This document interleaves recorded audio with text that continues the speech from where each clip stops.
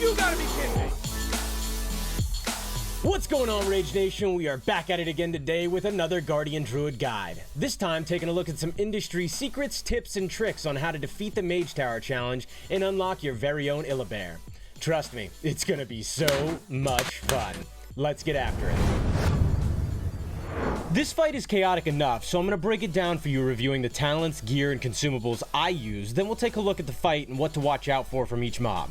Let's start with talents. Now, this fight at first glance has less to do with actually face tanking and more to do with passive output / crowd control management. Both very useful skills to have in any content, but an absolute requirement with little wiggle room in this encounter. For that reason, we're going to start things off with brambles to increase passive output.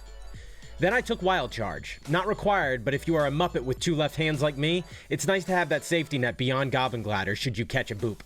Then I took Balance Affinity. When last I completed this challenge in Legion, I believe I went with Feral Affinity for increased movement speed, but this time around, output seems to be a higher priority since there's a tight enrage timer on Phase 2, and the faster you move through Phase 1, the fewer Infernals you carry into Phase 2.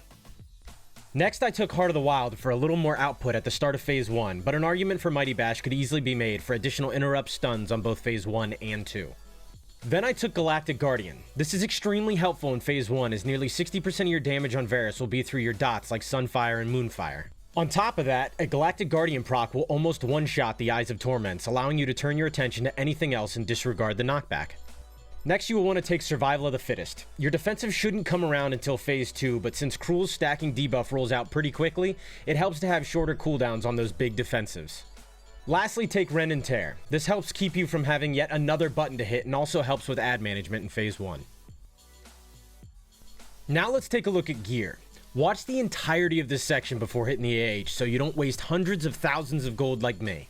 The play here seems to be throwing on item level 50 crafted gear, which all have sockets, and throwing in as many Agi and Verse gems as you can get your hands on. It is important to note, your shoulders and gloves should be the crafted gear at item level 48, as there is an Agi crit enchant for shoulders under item level 50, and a haste enchant for gloves under item level 50. Feel free to pause the video to look at exactly which items / enchants and gems I have on, but I will say I did not prioritize any one secondary stat when getting the set together, just making sure each piece aside from my weapon and cloak had a socket on them. Also remember that you can equip 2 Legion legendaries and your cloak from BFA for extra juicy stats and sockets. Note that every single piece aside from my helm, belt, pants, and trinkets were enchanted. Lastly, I used the Blood-Spattered Scale and the Splintered Heart of Alar for my trinkets. Note that the Splintered Heart can only protect you from so much damage, so don't count on it cheating death above 2 stacks from Cruel. Next, let's take a quick peek at the consumables you're going to want to have in your bags in large sums. I won't spend much time discussing their use here, as I'll break down when to use each as we look at the encounter. It took me roughly 100 pulls to get this down, so make sure to budget properly, and if you can get them to kill Valen instead of you, it saves your buffs when the scenario ends. Just saying.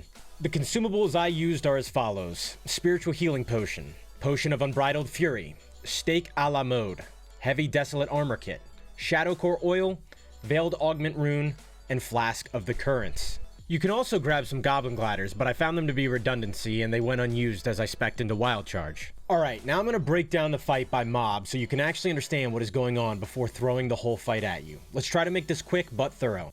Obviously, before starting the encounter, throw on your Augment Rune, your Flask, your food, your oil, and your Heavy Desolate Armor Kit. Alright, Varus. He casts 2 spells, Mind Rend, which should be ignored entirely, and Drain Life, which always needs to be interrupted immediately. There are some instances I use Drain Life to put off the transition into Phase 2 while I burn down the other ads, but doing that and not letting it get out of control is very difficult. Drain Life can be interrupted by any CC, Kick, In-Cap Roar, or Typhoon, but I would not advise using Typhoon to kick Varus farther away from the center of the platform, as it then becomes challenging to get to him for future kicks. Keep Moonfire and Sunfire up on him as much as possible, only enter the pool to kick, and Moon can cast on him only when horrors are dead. Next is the Tormenting Eyes. They cast Inquisitive Stare. This deals 0 damage and can be killed with a single Moonfire if they're targeted right when they spawn. If they finish the Inquisitive Stare channel when you aren't looking at them, it'll knock you back and potentially off the platform. They have the highest spawn rate and seem to always spawn right in line with the Horrors, so make sure to dot them up with Moonfire as the Horrors spawn and ignore them. Next, let's look at the Nether Horrors. These cast Nether Storm and Melee.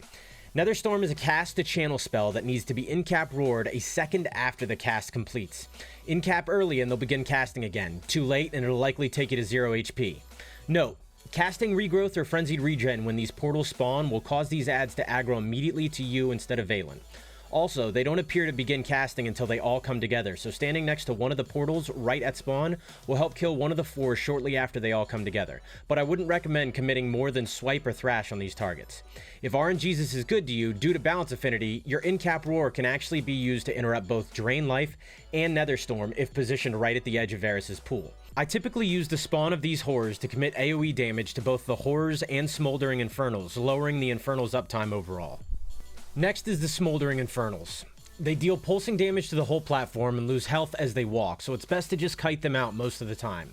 They can be affected by knockbacks like Typhoon, so in between Nether Horror spawns, I'd recommend using that to increase your uptime on Varys. If these mobs get near you or Valen, they will slam the ground in a line in front of them, knocking you back and decreasing strength as they lose health. Once brought to 0, they will begin recharging. These mobs never go away and keep dropping as the encounter goes on, so killing Varys in a timely manner benefits you greatly when moving on to Cruel. Now, while you're dealing with all of this, Valen, being the absolute Chad that he is spawning orbs of light around him on the platform. These orbs, when you run into them, will interrupt and stun all mobs on the platform for roughly 3 to 4 seconds. You should be able to make it out of Phase 1 without using a single orb, so you start Phase 2 with 4. Orbs will begin despawning after a total of 4 appear, but Valen will continue to spawn them as the encounter goes on, so I wouldn't worry about it. Last up is Cruel. Now, Cruel spawns once Varys hits 0 HP. He drops in and becomes almost immediately targetable. It is at this point you want to immediately pop Drums, your Potion of Unbridled Fury, Berserk, and any DPS cooldowns tethered to weapons or trinkets. In my case, I used my polearm's on-use ability to increase all secondary stats for 30 seconds. Cruel immediately begins to pursue you, and within 5 to 10 seconds after engaging, begins casting Annihilate. This ability deals a decent amount of damage, but more importantly places a permanent debuff on you that increases damage done by the next Annihilate by a significant amount. This ability cannot be permanently interrupted or outranged, only put off with Incapacitating Roar, Mighty Bash, or Valen's Orbs. He will go right back into casting it after the stun ends though. Right after he casts the first Annihilate, he will try to cast Twisted Reflection. This ability casts pretty quick and is an absolute failure if it gets off, as Cruel, who starts out with only 30% HP, will then begin healing up to 100% quickly. If you miss the kick, just jump off the platform. From my experience, it looks like the order is Annihilate, Twisted Reflection, Annihilate, Annihilate, Twisted Reflection, etc. This is where you want to start using defensives. The first Annihilate can be warded off with Iron Furs, which should be in plenty due to Berserk. The pattern after that should always be eat an orb to full heal, then bark skin. Then on the next Annihilate, use Survival Instincts and Blood Spattered Scale. On the next one, bark skin and Survival Instincts. And then after that, just let Jesus take the wheel. If you move into this phase with 4 orbs, there should be plenty to stagger his cast, but positioning yourself next to them is the hard part. Cruel also will occasionally leap to you, leaving a pool on the ground. This pool does minimal damage, but slows you considerably. On top of that, there are also 3 tripwires, we'll call them, that move across the platform and push you back. My best pulls are the ones where I prioritized my attention on these and the Infernal's knockback in P2. That's pretty much the encounter, but here's some tips and tricks to help you roll right through it. Make sure to stand as close to the edge of the ring in P1 when casting, as Lightless Force procs will hit Varys from the edge of the ring. When the horrors spawn in Phase 2, let them run in and just hit an orb. The more finesse you try to throw into Phase 2, the more tripwires will take your to the edge of the platform. It's also worth noting that horror spawn timer seems to reset moving into Phase 2, so you really want to avoid bringing any with you from Phase 1 so in-cap roar can be completely off CD. Next, operate around the ankles of the Infernals, and you'll find it's easier to keep track of their slams and therefore dodge them. Get in the habit of moving in circles around them, and you won't have to worry about one hiding behind Cruel's massive form and coming in with the rogue Shikita Soyson and throwing you off the platform at 3%. Now, I don't actually have any video footage of my kill. I actually killed it first thing this morning on my laptop in bed. I found that my laptop screen being smaller than my desktop actually allowed me to move my mouse around a little bit more efficiently so I could take control of the battlefield. The most important trick though, just take a breath. This isn't a matter of gearing or anything like that. It comes down to purely skill. You've got this. Get after it like the champ you are. If you guys have any questions, comments, or concerns, go ahead and throw them down below the video. And hell, while you're down there, why don't you go ahead and hit the thumbs up. If you guys are interested in checking out any more Guardian Druid content, I upload videos here semi-regularly and stream now, as of this week, exclusively here on this YouTube channel. So come, pop in, check us out, say hello. And remember, we rage because we care.